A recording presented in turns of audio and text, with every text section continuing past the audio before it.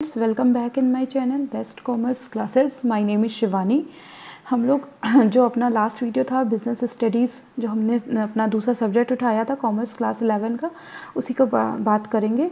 ठीक है, तो चलिए हम अपना जो सेकंड वीडियो है हमारा chapter first business trade and commerce का, उसकी बात करते हैं। ठीक है, तो हमने अभी इसमें पहला जो वीडियो बनाया था इसमें मैंने शॉर्ट नोट्स उठाए थे, शॉर्ट क्वेश्चन आंसर, जिसमें मैंने क्वेश्चन नंबर 1 से क्वेश्चन नंबर 6 तक कवर कर लिए थे। तो आज हम जो है क्वेश्चन नंबर 7 से क्वेश्चन नंबर 13 तक कवर करेंगे। ठीक है, तो चलिए हम लोग देखते हैं क्वेश्चन नंबर 7। तो क्वेश्चन नंबर 7 है जो हमारा, वो जो है ये कह रहा है why business is considered an economic activity, कि हम बिज़नेस को इकोनॉमिक एक्टिविटी क्यों कंसिडर करते हैं, कि मतलब बिज़नेस में उसको क्यों, इकोनॉमिक का मतलब ही ये हुआ कि जिसमें रुपए पैसे से लेन देन की एक्टिविटी कवर होती है, तो उसमें बिज़नेस को क्यों हम जो है कवर करते हैं। ओके, तो business is said to be an economic activity as the sole purpose of starting a business is to earn livelihood and also make profit from the activity, कि बिज़नेस शुरू करने का मेनली पर्पज़ ही हमारा यही होता है कि इससे हम अपना लाइवलीहुड यानी जीवन व्यापन करने के लिए रोज़ कुछ इतना कमा लें जिससे कि हम अपने जीवन को आगे कंटिन्यू कर सकें और उससे हम प्रॉफिट अर्न कर सकें। तो ऐसी एक्टिविटी को हम बिजनेस एक्टिविटी कहेंगे और वो इकोनॉमिक एक्टिविटी का पार्ट बनेगी या कंसीडर किया जाएगा। Hence it is consider to be an economic activity, इसीलिए हम बिज़नेस को इकोनॉमिक एक्टिविटी कंसीडर करते हैं। समझ में आ गया ना आप लोगों को, क्योंकि इसमें प्रॉफिट अर्निंग का एलिमेंट होता है। ठीक है, इसलिए सेकंड क्वेश्चन है यानी क्वेश्चन नंबर 8 है हमारा, वो ये कह रहा है state the meaning of business, कि बिजनेस को आप समझाइए, क्या आप बिजनेस से समझते हो। ठीक है, बिजनेस से मतलब कि हम कोई ऐसी एक्टिविटी कर रहे हैं जिससे कि हम उससे कुछ पैसे अर्न कर रहे हैं और उससे वो पैसे हमें प्रॉफिट भी कमाने में हेल्प कर रहे हैं। तो ये तो मोटा मोटा हो गया, बाकी हमारी बुक क्या कहती है उसको भी देखते हैं। A business is the occupation where people engage themselves in activities that are related to purchase और production and sale of goods and services. ठीक है, ऐसा ऑक्यूपेशन जहाँ पे लोग इंगेज करते हैं खुद को उस एक्टिविटी में जो कि जुड़ी होती है खरीदने से या फिर प्रोडक्शन करने से जो है, और उसके बाद परचेज़ किया या प्रोडक्शन किया, फिर उसको सेल करना उन गुड्स या फिर सर्विसेज का। तो वो एक्टिविटी जहाँ पे हम गुड्स को सेल करते हैं और या फिर सर्विसेज सेल करते हैं और उसको उस गुड्स उस सर्विसेज को बनाने के लिए या तो हम उनको ख़रीद रहे हैं या फिर उनको प्रोड्यूस कर रहे हैं, तो वो एक्टिविटी आपकी बिजनेस को डिफ़ाइन करती हैं। Okay, with the sole purpose of earning profit, जिसका कि मेनली पर्पज़ यही होता है कि हमें उस जो भी एक्टिविटी मतलब जो भी सेल परचेज कर रहे हैं उससे हम प्रॉफिट अर्न कर सकें। ठीक है, एंड देयरफॉर प्रोड्यूस और sell goods and services that are demand, और इसको अर्न करने के लिए जो भी हम गुड्स को प्रोड्यूस कर रहे हैं या सर्विसेज प्रोवाइड कर रहे हैं जो कि डिमांड में है, तभी जो आपके मार्केट में डिमांडिंग होगी उसी पे आप जब काम करोगे तो ही तो आपको प्रॉफिट अर्न हो पाएगा, क्योंकि जो कंज्यूमर से डिमांड आ रही है आप उनको प्रोवाइड कर रहे हो, तो आपकी सेल ज़्यादा से ज़्यादा हो रही है, आपकी सर्विसेज ज़्यादा से ज़्यादा प्रोवाइड कर रहे हो तो प्रॉफिट अर्न कर पा रहे हो, तो इससे आपका बिजनेस आगे ग्रो करेगा। ठीक है, परचेज़ और प्रोडक्शन गुड्स और सर्विसेज का, इसलिए देखिए परचेज़ यानी कि हमने कहीं और से सामान खरीदा और फिर लाके हमने बेच दिया। ठीक है, यानी हम मीडिएटरी वर्क करें, और प्रोडक्शन मतलब कि हमने as a raw material purchase किया, उस पर हमने काम करके मैन्युफैक्चरिंग करके उसको फाइनल प्रोडक्ट बना के बेच रहे हैं। तो ये दोनों ही एक्टिविटी यानी कि प्रोडक्शन और या फिर आपने परचेज़ करके सेल किया, दोनों ही आपके बिजनेस में कवर होती हैं। ओके, तो हम क्वेश्चन नंबर 9 समझेंगे। क्वेश्चन नंबर 9 कह रहा है how would you classify business activities, आप कैसे डिफ़ाइन करोगे कि ये एक्टिविटी आपकी बिजनेस एक्टिविटी है। तो उसके लिए हमें जो है दो पार्ट्स में एक्टिविटी को डिफ़ाइन किया गया है, इंडस्ट्री और कॉमर्स, जिससे कि ये जो एक्टिविटी है इंडस्ट्री की और कॉमर्स की वो डिफ़ाइन करेगी कि ये हमारी बिजनेस में कवर होती हैं। ठीक है, तो पहली है हमारी industry. It involve activity that are concern with processing of raw materials to shape it into final product, यानी कि इन्होंने बताया कि इंडस्ट्री में वो एक्टिविटी पे काम होता है या कंसर्न होती है जिस पे मेनली आप रॉ मटेरियल को प्रोसेस करके फाइनल प्रोडक्ट में कन्वर्ट करते हो, यानी कि जहाँ पे मैन्युफैक्चरिंग या प्रोडक्शन का काम हो रहा है वो प्लेस को हम इंडस्ट्री बोलेंगे। ओके, कि कोई भी हम रॉ मटेरियल परचेज करके ला रहे हैं, जैसे मान लीजिए हमने जो है अपना शू शू फैक्ट्री लगाई है, तो हमें शू बनाना है, हम लेदर खरीद के ला रहे हैं, हम जो है उसको बनाने के लिए छोटी मोटी मशीनरी, थ्रेड, वॉटएवर जो भी नीडी आइटम है, जो भी as a raw material purchase कर रहे हैं, उसको फिर प्रोसेस करके हमने एक शू का और फुटवेयर्स का डिज़ाइन किया है, बनाया। तो ये आपका प्लेस, आपका इंडस्ट्री या फिर ये एक्टिविटी इंडस्ट्री में कवर होगी, ठीक है। The role of an industry is to provide value to the raw material so that it can be consume by the end user या फिर consumer.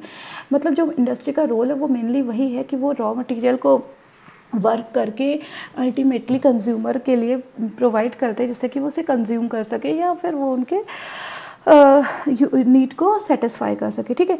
Industries are classified as primary, secondary and territory based on the function they perform. Industry आपकी तीन type की होती हैं, primary, secondary and territory based, जो कि जो है जो भी आप काम कर रहे हो उसके बेस पे डिफाइन करी जाती हैं, फंक्शंस पे डिपेंड करती हैं।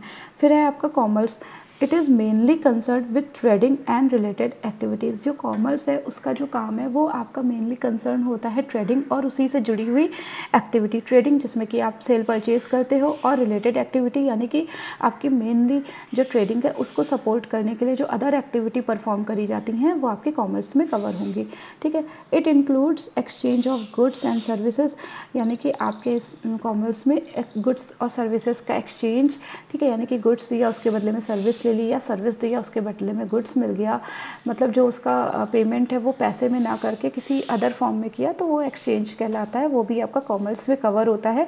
Commerce deal with two types of activity, दो तरह की एक्टिविटीज़ में वो डील करता है। पहला ट्रेड एंड दूसरा कह रहा है ऑक्सिलरीज टू ट्रेड, यानी कि पहला आपका ट्रेड हो गया सेल परचेज, दूसरा उस ट्रेड को करने के लिए जो भी नीडी एक्टिविटीज़ करी जाती हैं वो आपका कवर होगा। When goods are bought and sold it is referred to as trade, ठीक है। And auxiliaries to trade involve activities that include banking, transportation, advertising, communication, ठीक है। तो ट्रेड में आपको समझ में आ गया, सेल परचेज हो गया, और ऑक्सिलरी में आपने सेल परचेज को परफॉर्मेंस करने के लिए आपने जैसे बैंकिंग की हेल्प ली, ट्रांसपोर्टेशन और एडवर्टाइजिंग, कम्युनिकेशन, तो ये आपकी ऑक्सिलरी टू ट्रेड में कवर होंगी। Commerce provide the necessary link that needs to exist between producer and consumer। Commerce में आपका एक बहुत ही इम्पॉर्टेंट लिंक प्रोवाइड करता है बिटवीन प्रोड्यूसर और कंज्यूमर के बीच में, ठीक है। तो यहाँ पे हमने अपना क्वेश्चन नंबर 9 कवर कर लिया। अब आगे हम देखते हैं क्वेश्चन नंबर 10 हमारा पूछ रहा है what are the various types of industries. Industries कितने टाइप्स की होती हैं, ठीक है। जैसे कि हमने पिछले क्वेश्चन में पढ़ा, इंडस्ट्रीज़ को 3 कैटेगराइज में किया जो है डिवाइड किया गया है। तो पहला है हमारा primary industries, secondary and territory industries, ठीक है। तो ये 3 टाइप्स हैं। तो वन बाय वन इनको हम डिटेल्स में समझते हैं। प्राइमरी इंडस्ट्रीज़ वो इंडस्ट्रीज़ होती है जिनका मेनली फोकस होता है कि रॉ मटेरियल को जो है रॉ मटेरियल को इनकर्ट करना या बनाना, या उनको कैसे भी जो है गेट करना, पाना, ठीक है, उस पर काम करना होता है कि कैसे रॉ मटेरियल खोजा जाए, जो है मैन्युफैक्चर किया जाए जैसे भी, तो उनका फोकस उस पर होता है। तो इस टाइप की इंडस्ट्रीज़ प्राइमरी इंडस्ट्रीज़ में आती हैं। तो इनके एग्जांपल्स हैं आपके mining, fishing and farming. Mining में आपका कोल इंडस्ट्री हो जाएगा, ठीक है, इस तरह की जो भी जहाँ पे माइन वर्क होता है वो आएंगी प्राइमरी इंडस्ट्रीज़ में। फिशिंग एंड फार्मिंग यानी कि जहाँ पे मछली पालन हो गया, फार्मिंग जहाँ पे पशुपालन हो गए, खेती करना, ये सब टाइप्स के जो है जो इंडस्ट्रीज़ हैं वो आपकी प्राइमरी इंडस्ट्रीज़ में कवर होंगी, ठीक है, जो बेसिकली जो है आगे की स्टेज की इंडस्ट्रीज़ को अपना रॉ मटेरियल प्रोवाइड करती हैं। तो ये इंडस्ट्रीज़ प्राइमरी इंडस्ट्रीज़ में कवर होती हैं। सेकेंड है हमारा सेकेंडरी इंडस्ट्रीज़। सेकेंडरी इंडस्ट्रीज़ का मेनली जो वर्क होता है वो मैन्युफैक्चर कर, वो उनका जो काम होता है वो बेसिकली होता है कि मैन्युफैक्चर करना गुड्स को, जो कि रॉ मटेरियल उन्हें प्राइमरी इंडस्ट्रीज़ से प्रोवाइड हुआ है या उन्होंने वहाँ से लिया है, ठीक है। तो जो मैन्युफैक्चरिंग कंपनीज़ होती हैं, इंडस्ट्रीज़ होती हैं, वो सेकेंडरी इंडस्ट्रीज़ कहलाती हैं। इसमें आपकी इंक्लूड्स होती है कार, स्टील, इलेक्ट्रॉनिक इंडस्ट्रीज़, ठीक है, ये रॉ मटेरियल को यूज़ करके फाइनल प्रोडक्ट प्रोवाइड करती हैं, ठीक। अब थर्ड है हमारी टेरिटरी इंडस्ट्रीज़। टेरिटरी इंडस्ट्रीज़ का जो मेनली वर्क होता है ये सर्विसेज और सपोर्ट करती हैं प्राइमरी एंड सेकेंडरी इंडस्ट्रीज़ को with activities related to trade, और उसके साथ साथ वो अदर एक्टिविटीज़ भी प्रोवाइड करती है जो ट्रेड के लिए जो है जुड़ी होती हैं या उनके लिए ज़रूरी होती हैं, ठीक है। तो टेरिटरी इंडस्ट्रीज़ बेसिकली वर्क करती है सपोर्ट करने में और अदर सर्विसेज प्रोवाइड करने में प्राइमरी और सेकेंडरी इंडस्ट्रीज़ को, ठीक है। तो अब हम क्वेश्चन नंबर 11 की बात करते हैं। क्वेश्चन नंबर 11 ये हमारा कह रहा है explain any two business activities which are auxiliaries to trade. ठीक है, दो बिजनेस एक्टिविटीज़ बताइए जो ट्रेड के लिए जो है एज ए एसोसिएट या फिर हेल्पफुल वर्क की तरह काम करती हैं। ठीक है, तो activities that facilitate exchange of goods and services are refer to as auxiliary trade. मतलब कि वो फैसिलिटी, वो सर्विसेज जो गुड्स के एक्सचेंज या सर्विसेज के एक्सचेंज में काम करती हैं, तो उन्हीं एक्टिविटीज़ को हम ऑक्सिलरी टू ट्रेड कहते हैं। इनके एग्जाम्पल्स है बैंकिंग एंड फाइनेंस और दूसरा है हमारा एडवर्टाइजिंग। ठीक है, तो बैंकिंग एंड फाइनेंस का मेनली काम होता है कि funds are necessary for acquiring assets. देखिए बैंकिंग का क्या काम है, फंड प्रोवाइड करना, पैसे के जो नीड है उनको जो है फुलफ़िल करना। ठीक है, और पैसों की ज़रूरत हमें क्या करती है, हम कोई भी इंडस्ट्री स्टार्ट करें, कोई भी बिज़नेस स्टार्ट कर रहे हैं, उसके लिए हमें असेट परचेज़ करना है, रॉ मटेरियल परचेज़ करना है।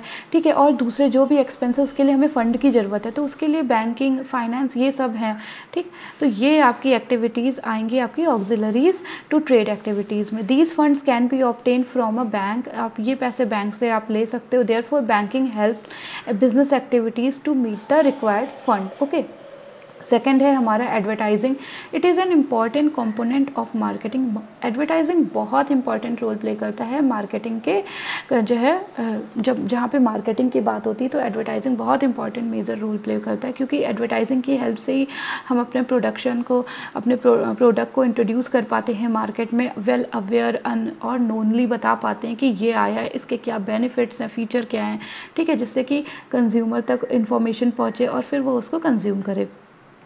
That involve promotion of product. ठीक है, इसमें आपका प्रोडक्ट का promotion and accurate promotion only help, और ढंग से किया हुआ प्रमोशन ही हेल्प कर पाता है कि वो पोटेंशियल व्यूवर्स तक पहुंच सके, जिससे कि that will result in sales, और इससे आपकी सेल इंप्रूव हो, आपका बिजनेस एक्सपेंड करे। ठीक है, तो एडवर्टाइजिंग बहुत मेजर रोल प्ले करता है। ठीक, तो ये दो आपकी एग्जाम्पल्स हो गए जो है ऑक्सिलरी टू ट्रेड एक्टिविटीज़ के, जो कि हेल्प करता है, सपोर्ट करता है। ओके, अब हम क्वेश्चन नंबर 12 देखते हैं। क्वेश्चन नंबर 12 क्या कह रहा है, what is the role of profit in business. Profit का क्या रोल है बिजनेस में। तो प्रॉफिट बहुत इंपॉर्टेंट रोल प्ले करता है बिजनेस में, क्योंकि जब आप एक्स्ट्रा इनकम अर्न करते हो या प्रॉफिट अर्न करते हो जो कि आपकी कॉस्ट के ऊपर होता है, तो ही आप उसी पैसे का यूज़ अपने बिजनेस को एक्सपेंड करने के लिए, अपने बिजनेस में री इन्वेस्ट करने के लिए यूटिलाइज कर पाते हो। ठीक है, तो जो भी सक्सेस होती है, जो भी ग्रोथ होता है, वो प्रॉफिट्स से ही बन के आ पाता है। ठीक, तो profit is the only purpose for which business is done. तो पहला तो बिजनेस करने का मेनली पर्पस ही यही होता है कि प्रॉफिट अर्न करना। ठीक है, जो बिजनेस प्रॉफिट अर्न करता है वही बिजनेस सक्सेसफुल माना जाता है। Without profit a business will not sustain for long time. बिना प्रॉफिट के कोई भी बिजनेस आपका लंबे समय के लिए चल ही नहीं सकता है, क्योंकि अगर उस बिजनेस में प्रॉफिट नहीं है तो आप कब तक अपना पैसा लगा लगा के लोगों का वेलफेयर करते रहोगे। अगर आप वेलफेयर कर रहे हो तो वो बिजनेस है ही नहीं, वो आपका एनजीओज हो जाएगा। ठीक है, ऐसी फर्म, ऐसी इंडस्ट्री जिनका कि मेन काम होता है वेलफेयर करना, और आप ये सोचोगे कि अगर उसमें प्रॉफिट नहीं है तो वो अपना फिर कहाँ तक कॉस्ट लगाए। तो उनके लिए मैं बता दूँ, ऐसी वेलफेयर जो है, जो इंस्टीट्यूशन होते हैं वो बेसिकली डोनेशन पे चलते हैं, यानी कि पीपल या फिर अदर जो है जितने भी गवर्नमेंट हो गए, ये सब उन इंडस्ट्री, उन इंस्टीट्यूशन को डोनेट करती हैं और फिर वो वेलफेयर का काम करते हैं। ठीक है, तो वो बिजनेस में नहीं कवर होते हैं, क्योंकि उनका मोटिव प्रॉफिट अर्निंग नहीं होता है। Okay, for a business to operate on a regular basis. किसी भी बिजनेस को ऑपरेट करने के लिए पहली कंडीशन यही है कि वो रेगुलर बेसिस पे किया जाए, है ना। A part of profit needs to be reinvested. तो जो भी अगर मान लीजिए आपने कोई, जैसे मान लीजिए शू मेकिंग का काम किया, शू फैक्ट्री लगाई है, तो अगर आपने मान लीजिए फॉर अ टाइम बिंग जैसे 10 दिन 15 दिन के लिए किया, तो आपका बिजनेस में नहीं कवर होगा, ऐसी एक्टिविटी आपका बिजनेस का पार्ट नहीं बनेगी। तो बिजनेस करने के लिए आपको रेगुलर बेसिस पे, मतलब कि आपको माइंडली फोकस करना है कि ये अब मैं लॉन्ग रन पे चलाऊँगा, तो ये आपका बिजनेस को जो है डिफाइन करेगा। Okay, a part profit needs to be reinvested. अब जो भी आप वर्क कर रहे हो उससे जो भी आप प्रॉफिट अर्न कर रहे हो, वह प्रॉफिट जब आप री इन्वेस्ट करते हो तो इससे आपका बिजनेस ग्रोथ करता है। ठीक है, it helps in growth of business, और यही हेल्प करेगा कि आपका बिजनेस ग्रो करे। Role of profit in a business is that it is necessary for expansion of business. तो जो रोल है प्रॉफिट का बिजनेस में, वो बहुत ही नेसेसरी होता है बिजनेस को एक्सपेंड करने के लिए, उसी से आपका बिजनेस ग्रो करता है। तो अब हम लास्ट क्वेश्चन पे आ गए हैं, क्वेश्चन नंबर 13। उसको भी देख लेते हैं। What is business risk, business risk क्या होता है, and what is its nature, और इसका नेचर क्या होता है। ठीक है, तो business risk, this term is referred to as the possibility of earning inadequate profits और लॉसेज ड्यू टू अनफॉर्सीन और अनएक्सपेक्टेड सर्कमस्टांसेस। देखिए, बिजनेस रिस्क को मैं पहले एक नॉर्मल लैंग्वेज में ऐसे ही एक लेके समझाती हूँ कि रिस्क होता क्या। रिस्क मतलब ऐसा सिचुएशन या ऐसी सर्कमस्टांसेस जो अनसर्टेन, मतलब जिसका हमें कुछ पता नहीं होता कि ये ऐसा हो सकता है, उसके हैपन होने से हमें या तो लॉस हो सकता है या प्रॉफिट हो सकता है। ठीक है, तो ऐसे सिचुएशन को हम रिस्क के तौर पे डिफ़ाइन कर सकते हैं। मैं एक एग्जाम्पल लेके बताती हूँ। जैसे मान लीजिए आपका एग्ज़ाम्स होने वाले हैं और उसके लिए आपके 10 चैप्टर हैं। मान लीजिए 10 में से आपने 8 पढ़े, 2 चैप्टर्स आपने इन पास्ट कभी पढ़े हैं, लेकिन राइट नाउ जब रिवीजन का टाइम है उस टाइम आप उसे रिवाइज़ नहीं कर पाए। तो अब आप एक रिस्क लेके जा रहे हो कि अगर वो क्वेश्चन उस चैप्टर से आया तो मैं कितना अटैम्प्ट कर पाऊँगा, या मैं फुल्ली कुछ भी अटैम्प्ट नहीं कर पाऊँगा, या मैं 50%, 40 या 70% तक अटैम्प्ट कर पाऊँगा। ठीक है, तो वो रिस्क है। मान लीजिए वो आया क्वेश्चन, ठीक, आपको कुछ भी याद आया, आपने 70% तक उसको कवर किया, तो आप 70% तक तो आपने अपना रिस्क कम कर लिया कि हाँ मुझे 70% मैं श्योर हूँ मेरा ये आंसर सही होगा, यानी कि आपको सिर्फ 30% का लॉस होगा, 70% आप प्रॉफिट में हो, या फिर आपने ये अपना कवर कर लिया। ऐसे ही बिजनेस में होता है कि अनहैपनिंग कुछ ऐसा हो जाता है, सर्कमस्टांसेस या कुछ भी ऐसा जो देखा नहीं होता, उसके होने से हमें जो भी लॉस हो रहा है या फिर मे बी वो प्रॉफिट भी हो सकता है, तो उसको हम रिस्क कहते हैं। ठीक है, ये हमारा बिजनेस रिस्क कहलाएगा। तो this term is refer to as the profitability of earning inadequate profits or losses due to unforeseen or unexpected circumstances। यानी कि possibility of earning inadequate, या तो आपको possibility होगा कि आप profit inadequate profit आपको हो सकता है, या फिर inadequate loss भी हो सकता है। कैसे हो सकता है? unforeseen या फिर unexpected circumstances की वजह से। जैसे कि मान लीजिए कभी आपके दुकान में चोरी हो गई है ना, या फिर कुछ ऐसा हुआ जिसकी वजह से फायर लग गया, तो आपका कितना नुकसान हो गया, तो ये अनएक्सपेक्टेड लॉस हुआ, तो ये बिज़नेस रिस्क है। तो अब बिज़नेस प्रॉफिट किस तरीके से हो जाए, या कुछ ऐसा सिचुएशन हो गया कि आपके आस सराउंडिंग की जो शॉप्स हैं वो सारी बंद हो गई, जैसा कि अभी हम कह सकते हैं लॉकडाउन का सिचुएशन चल रहा है, तो और जितनी भी अदर तरह की शॉप्स हैं वो सारी बंद हो गई। इस समय सिर्फ जनरल मर्चेंट की दुकानें ही चल रही हैं, तो ये एक तरह से इनएडिक्वेट प्रॉफिट्स उनके लिए हो गया कि हाँ उनका सामान तो सेल होना ही है, कोई अदर कॉम्पिटिशन नहीं है या कुछ भी नहीं है।